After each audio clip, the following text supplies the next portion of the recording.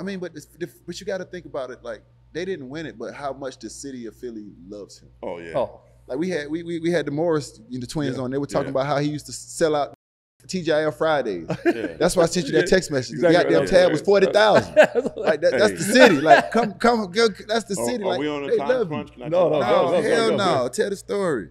Like one time, me, him, Chucky Atkins, we went to dinner or lunch. Chucky Atkins, a Florida guy. Yeah, in Orlando. Fit right in. Chucky's right in. I played with Chuck. Chucky's like, let's go to lunch, and Chuck's coming with me. You, Chuck? No, Chuck's coming. I'm like, Chuck's coming? Oh man, let's go. Yeah, let's go. So we go to this steakhouse. Hey, I don't care what the level is. He gonna be him. He shows up. We're all dressed nice. It was like Ruth Chris or something. Flip flops, basketball shorts, white beater. We're like Ruth Chris, man. Yankee cap, do rag underneath, and it was like, remember E.F. Hutton? Remember that commercial? When E.F. Hutton talks, people listen. Whatever. I've never been in a restaurant where you can hear a pin drop. Because everybody was trying to eavesdrop and listen to him. See what Chuck was talking about. Tell stories. But when Chuck tells stories, hey, y'all been to dinner with Chuck? Yeah. No, I ain't been to dinner with him, but I've been around him in the casino. You got to stand up. Uh-oh. So he's standing up in the restaurant telling his stories, and his voice is so like a booming voice, like everybody can hear this, but the whole restaurant was like wanting to hear his story. But he had to stand up to tell the story. Probably the coolest day of my career, Allen goes in the Hall of Fame. This Hall of Fame is incredible, and I'm covering it. Shaq, Yao, Iverson, Lisa Leslie. It is unbelievable. I remember that actually. Right. I think was D-Wade. I think D-Wade was the one who he had Iverson enshrined D-Wade, right? Yeah. Okay, so you have, and the way it goes with the Hall of Fame is you got somebody that be in bring somebody in. Okay. So I found out this story later. Shaq had a private jet. Iverson found out that Shaq had a private jet, but he didn't get one. So Allen's like, I get there when y'all get me my PJ. Oh, stood on business. Gold jacket, my ass. They had a press conference. Allen ain't there. Shaq there, Lisa, Yao, the other folks. Allen ain't there. Shaq's mad. And I didn't understand why he was mad at the time. Yeah, why was he mad? Why big fella was mad? Shaq being Shaq. But he was mad. I don't know if he was mad because Allen won. He got his PJ. He was irritated that Allen wasn't there yet. And everybody else was doing all this stuff, but Allen wasn't there. So all of a sudden, Allen shows up like a bat out of hell, right? The press conference over, but we're getting them at tables. He comes up, Yankee hat, like the same gear. Same gear. T-shirt, long tee, white tee, shorts. His guy says, yo, man, come in the back real quick. He runs in the back. I have the video. He puts the jacket on him, the Hall of Fame jacket. He runs back, but he still got the Yankee cap on, right? And he's sitting down, he's doing the interview, and a guy from the Associated Press, he goes, can you tell us why you were late? It was almost like practice. Yeah. Like, why we got to talk about that? Yeah. I'm here.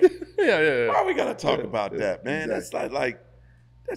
We got to be focused on the Hall of Fame. We don't need to be talking about why I'm late. Yeah. Blah, blah, blah. And then Allen was so amazing, as he always was, interviewing him. He starts crying. It's like going to a Mary J. Blige concert, right? He's bringing you through all these different emotions of his life, right? And he's like, tell us these great stories. And so I'm on SportsCenter later that night, and first question, they asked me about Allen being late. I'm like, Allen always comes late to stuff. I said, I'm used to it. It doesn't bother me. I said, but when he's there, it's incredible. Yeah. Yes. You forget he's late. Yes. He's present. His storytelling is amazing. His story is amazing. Like after 30 seconds, I forgot he was late. Yeah. Like that, but that's just the aura of Allen Iverson. Yes. So after they had a Hall of Fame event that night, he's walking out. He sees me. He's with his boys. that's my man there, man. That's my man, Marc. Marc, that's my man. Man, he was on Sports Center today, and he could have killed me for being late. But no, that's my man. Yeah. He didn't say nothing like that, man. I love him, man. I said, man, I love you too. So he gave me a hug for a whole bunch of people. And a bunch of other, and each one of his boys came up and dapped me up, gave me a hug. That's the coolest I ever felt in my life, man. That's what's up. Like Allen Iverson, like publicly, like. Let me tell you something. That is cool. No, that's Like, you could tell me that day. I'm like. I know that feeling. I know that feeling. I had a chance to, early on in my career, I was out here in Vegas with Antoine Walker. We were hanging out, and him and AI, you know, were gambling at a table. Yeah. And just be at the table with AI, that was one of my proudest moments. Yeah. Now, I ain't had the funds to gamble with them. Yeah. I was just spectating. Yeah. But just to be at the table and hang around and hang out with AI at that moment, like that was one of the coolest moments that I ever had. You know what I'm saying? That was like my rookie, second, third year. It was early on in my career. You know what I'm saying? But I know that impact that he had. I'd be remiss if I didn't talk about the impact Kobe Bryant had on me. Being like, I don't know why he liked me, but he did. You know, I think I asked a lot of introspective questions. I minored in psychology, and I used a lot of that. So he said, man, you're always asking these Dr. Seuss-ass questions, right? But for some reason, he liked me, and if I would email him, tell him when I was coming, and the reporters in LA would get pissed because he would do them, and then he'd give me my own time. And so one time, he said you asked Dr. Seuss. Seuss, but he liked my questions. Like there were deeper questions. Questions made him think. So one time I show up, bro. I'm in this beautiful Adidas sweatsuit. I'm a hard guy to fit. It's 3XL fit right. I had the shoes to match, all black. Had the black T-shirt underneath. You couldn't tell me nothing that day. And Bean said he would talk to me after practice. So meet him after practice, and he's looking at me like with disgust. I'm like, and Nico was with him. He's like, why are you disrespecting me like that? Oh, because you had Adidas on, huh? Bro. I'm like, what are you talking about? Why are you wearing that shit? And I looked, and it hit me like, oh. He said, I ain't doing an interview. I'm like, dog, I flew out here to talk to you. What you mean you ain't doing an interview? I ain't interviewing you wearing that shit. I'm like, what, you want me to take it all off? He's like, yeah. I'm like, come on, man.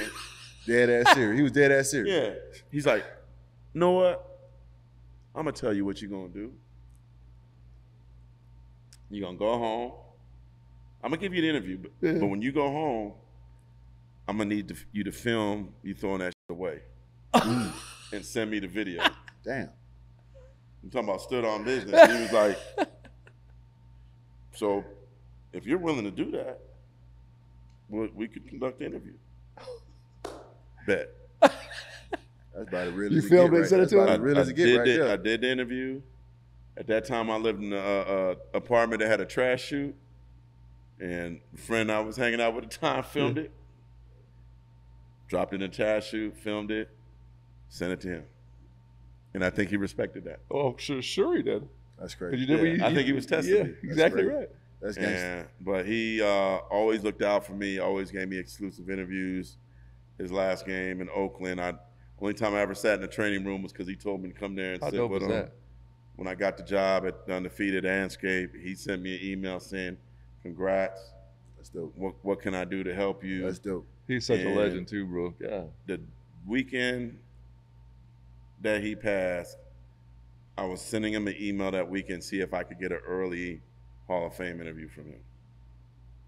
I was gonna send that Monday, because it was a Sunday. I always remember it was a Sunday morning, and y'all know if it's on TMZ and it's LA, it's real.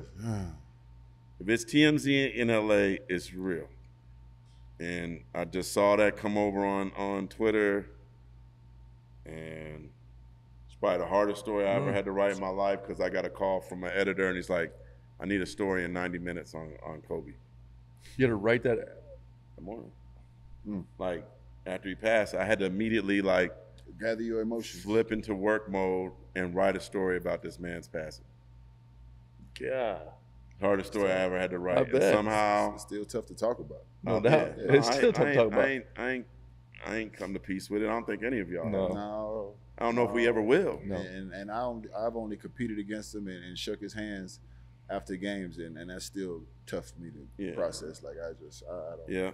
Like I can't watch, and I've been a part of some of the documentaries done on it. I can't watch it. Nah, That dude he was so amazing. Like I wish the players could see. But in every aspect, though, Mark. No, I'm not even talking about basketball. Yeah, in every aspect. Yeah. So what he would do is, and Draymond does this now, if he meets somebody, like I took Draymond to see Branford Marsalis in concert, jazz saxophonist, one of the greatest in the world, and Draymond grilled Branford afterwards about the teamwork between the band. Kobe was doing that. So if Kobe met somebody, they would be all nervous and stuff like that, but he would make them relax by knowing who they were and saying their name and knowing their background. And then, oh, you're an expert in this, I'm gonna squeeze this from you and find out what makes you great. And so I really feel like if he was still here, I feel like he'd have been a few people on this planet that would have figured out a way to help unite this country and he was polarizing. He was unbelievable. He was a special person. No, he was really. Summertime is here, and it is my favorite time of the year. Ladies, come on with them sundresses and them bikinis and them cheeks out. Fellas, get them beach bars and them six packs ready with them hoochie daddy shorts. But that is only one part of it. That is the daytime. Trust me, nighttime is just important. Two things can be true. She can enjoy herself, but not enjoy you. Make sure you handle your business. Rose Sparks gonna take care of that. Finish the game. Rose Sparks is a 2-in-1 treatment for you guys that need more control erections and the fellas that need a secret weapon. Don't be afraid to tap in and be your best version now. After Rose Sparks dissolve under your tongue, you got 15 minutes to showtime, my boy. Handle that. You could go back to back, round after round, and still be ready. Sound like a championship boxer to me. Go ahead and knock that thing out. Trust me when I tell you, if you're good at what you do, you ain't gotta brag. She'll do it for you, my boy. Rose Spas will connect you 100% online, so you don't have to be in weird rooms with weird people you don't know telling them you can't get an erection long enough and stay hard enough to goddamn please your woman. If approved, treatment shows up directly to your door, playboy, and you can handle your business immediately. If prescribed, sexual health patients will get $15 off their first order of Sparks on a recurring plan.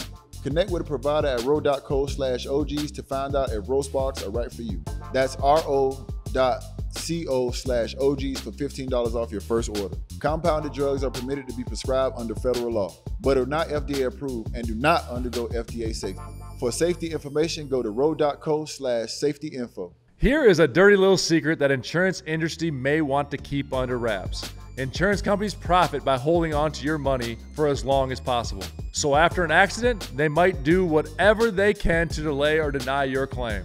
This way, they can keep those profits growing. Morgan & Morgan fights hard against these corporations to fight to make sure you get every dollar you deserve. When in court, the insurance companies want juries to think that at-fault driver is the one paying the verdict amount.